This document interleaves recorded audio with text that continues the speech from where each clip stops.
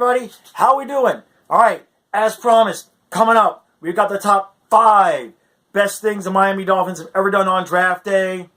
You don't want to miss it. Here we go.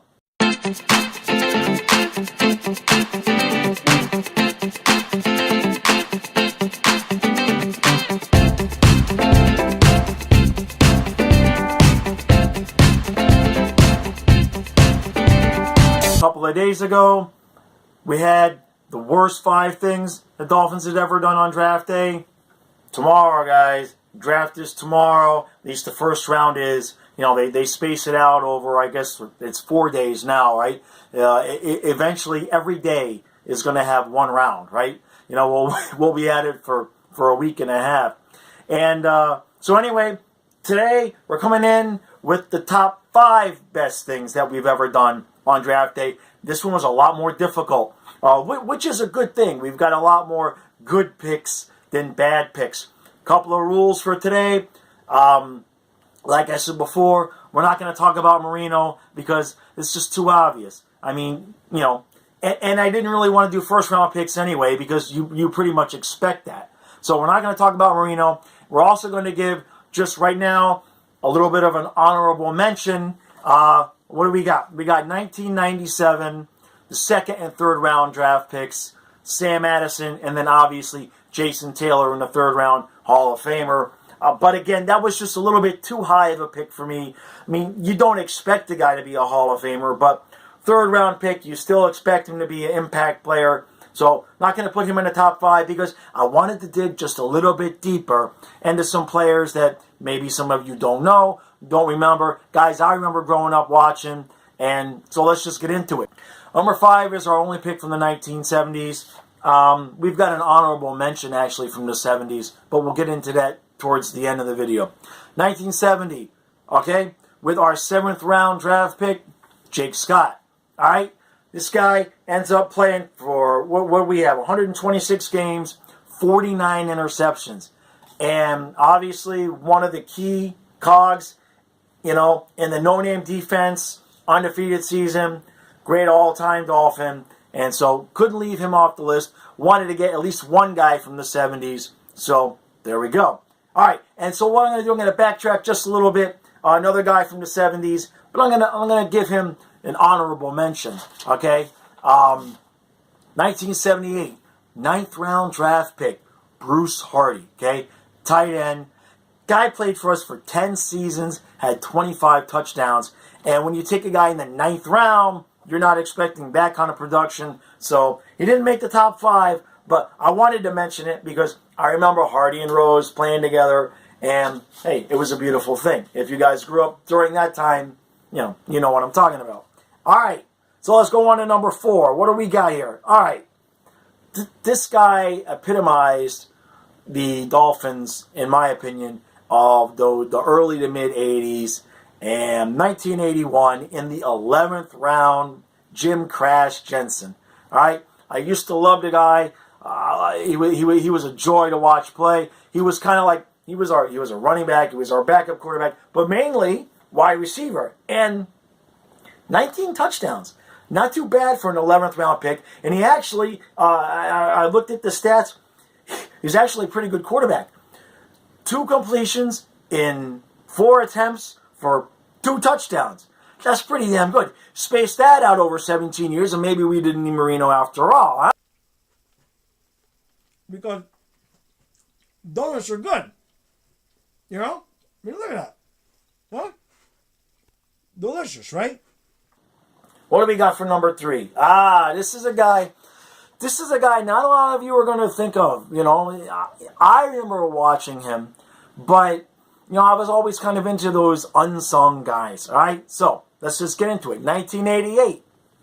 Okay? 9th round draft pick, Jeff Cross. I'll tell you this. Coach Shula, you don't want to mess with Coach Shula, all right? He'll knock you out, all right? I love you, Coach, man. You're the guy. You know what I'm saying? See, some of you are going, who, what? I don't even know who that guy is. And some of you remember, oh, yeah, that's right.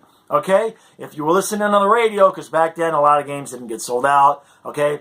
When you needed a big sack, Jeff Cross. And how many sacks? 59.5 sacks. 9 years, Played all 9 years for the Dolphins. I love that. And, dude, guy was just an overall good guy. I love to watch him play. He played hard. He brought it every game. You could always count when we needed a sack on third down. Cross was there. And so he made the list, and I love it. All right. So we're going to go down to number 2 here. Now, this one again, it actually caught me by surprise because I assumed he was a high draft pick. You know, again, these were earlier on in the 80s. I wasn't paying attention. I was a kid, right? But 1983, and no, it's not Dan Marino. So they are drawing back and forth, you know, and the next thing you know, Marino and Jensen, they start fighting, you know what I mean? But they ain't fighting like me and you were. They ain't throwing punches, you know? They are slapping each other like a bunch of sissies, right? So I'm sitting there and I'm laughing and Schuler's laughing and Heisinger's over here in the corner. He's like, I don't believe it. This is great. You know? But later on in that same draft, in the 8th round, that's when we took Mark Clayton. Can you believe that? In the 8th round. I couldn't believe it. I had to look again. I'm like, is that really? And it was. Right there, Marino, a bunch of other guys, and Clayton. Couldn't believe it. 8th round. Ends up with 84 touchdowns in the 10 seasons. I know we went to Green Bay the last year. It's a shame that happened, but that happens with a lot of guys. But to get a guy like that in the 8th round, and, you know, I looked at his numbers because I thought, oh, wow, you know, was he Hall of Fame worthy? And if he had played longer, obviously, I think if he would have stayed with the Dolphins and maybe had another 4 or 5 years at Marino. But his body just kind of wore out on him. And hey, he didn't quite make the cut there. But as far as this list, I thought the value for what he gave the team and what he meant to Marino was just too good to pass up. So that brings us to number 1. Yes, yes, yes, yes, yes, yes, yes, yes, yes. All right, so that brings us to number 1. And this one, not a high draft pick, not too low, just kind of in the middle there. And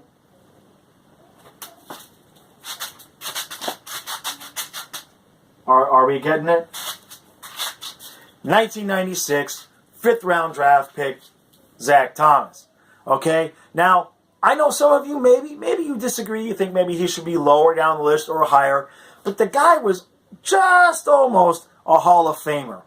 And the thing that really kind of convinced me to put him at number 1 was not only was he our 5th round draft pick, but he was our 3rd 5th round draft pick of that day. Jimmy Johnson just gone crazy trading him and trading back and trading back. And so he was actually our 3rd 5th round draft pick of the day. And you get a guy who obviously meant what he did to our team with him and obviously Jason Taylor teamed up there for all that time. And I couldn't leave him. I couldn't leave him not number 1. And I couldn't really think of anybody who I'd want to be number 1 over him when you take into consideration 5th round pick. To me, he belonged in that top spot. I'm sure some of you maybe disagree. I'd love to hear who you guys think, belongs there. And one thing I kind of wanted to bring up, when I was looking at honorable mentions, I'm going to give somebody an honorable mention, then I kind of compared the statistics. 91, another 5th round draft pick, another linebacker, Brian Cox. So everybody's laughing. And then, so what happens? Brian Cox. Okay, this guy's crazy, right? He's a rookie, So what's he do?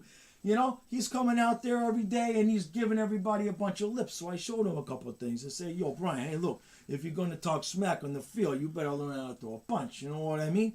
So this dumbass, what's he do? He walks up in between these 2 snowflake quarterbacks and crack. Ow. He pops Marino right in the jaw, knocks him flat out. You know what I mean? And Schuler's laughing and Heisinger's rolling around laughing. I'm like, oh my God, I don't believe what's going on. He doesn't even make the top 5. You say, why? Well, he didn't really play, 5 years. He only played 5 years for the Dolphins, and then he went off and played for some other teams, including the Jets. And so I didn't want to include him in that top 5 because even though, he's kind of a famous Dolphin, I didn't really feel like he had played enough years for us to earn being in that list. But when I was looking at Zach Thomas's statistics to kind of get a gauge on whether I thought he belonged in the Hall of Fame, then I said, well, let me go look at Brian Cox's his stats, and they're here. All right, Cox 4 interceptions, Zach Thomas 17. Cox had 22 forced fumbles, Zach Thomas 16. And then it really separates. Zach Thomas, I was surprised, only had 20.5 sacks. I really felt like he had more because he made so many tackles. He had over 1,000 tackles. But Brian Cox ended up his career with 51.5 sacks. So that's pretty good value out of the 5th round. We didn't get a lot of those sacks because he went elsewhere, and that's why he didn't make the list. But I kind of wanted to mention that those two guys, you think of great linebackers, you think Thomas a lot more than you think Cox. But their statistics, even though they were good in different places, when you average it out, they were pretty similar players. So, all right, guys, that's the top 5.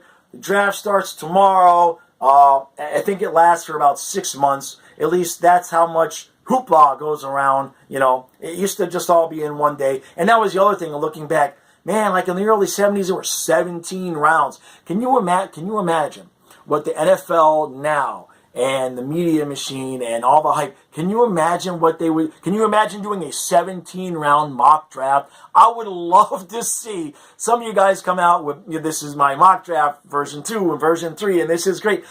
Do 17 rounds. I would love to see somebody come out and do a 17-round mock draft. If somebody does that, I will make a video about that draft. All right? So, hey, thanks for watching. And hopefully we do good tomorrow. It's going to be a very interesting thing to see what we do. A lot of people offensive line. Some people thinking running back. Obviously, we need a defensive tackle. So I have a feeling, my gut feeling tells me Lamp is going to be there, and then we're going to trade down. I don't. Maybe we could actually trade down and still get Lamp. Boy, that would make a lot of people happy. All right. Thanks for watching. And, hey, go Dolphins.